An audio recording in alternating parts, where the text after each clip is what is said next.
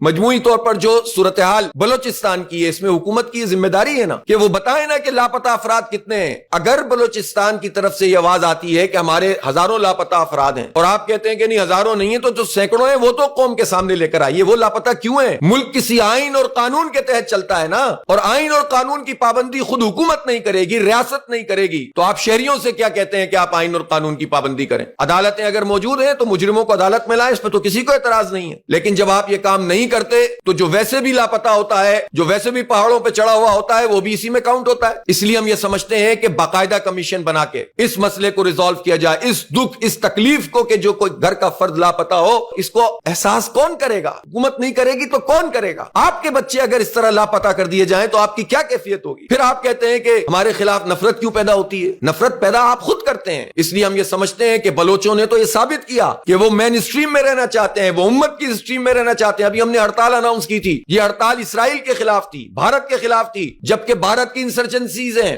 اسرائیل کی ایجنسیاں بلوچستان میں کام کر رہی ہیں, انہوں نے وہاں اپنے گروپ بنانے کی کوشش کی ہوئی ہے, تاثر بنایا ہوا ہے. لیکن غزہ کی حمایت میں اور اسرائیل اور بھارت کے خلاف جو ہڑتال تھی وہ بلوچستان کے چھوٹے چھوٹے شہروں میں بھی ہوئی تھی. اس کا مطلب یہ کہ عوام کا مسئلہ نہیں ہے, تو آپ کیوں پورے عوام کو دشمن بناتے ہیں؟ ایڈریس کریں, خیبر پختونخوا کے حالات کو ایڈریس کریں. جنوبی اضلاع سمیت جو قبائلی جو مرج اضلاع ہیں اس میں پرابلم ہے, اس کو ٹھیک طریقے سے ایڈریس کرنا پڑے گا. اسی طرح سندھ کی بدامنی کو کون دیکھے گا؟ صوبائی حکومت کے تو بڑے بڑے وڈیرے جاگیردار سب مل کر یہ سارا دھندے بازی کر رہے ہیں. قبائلی جھگڑے اتنے بڑے پیمانے پہ وہاں موجود ہیں, کون ان کو ریزالو کرائے گا؟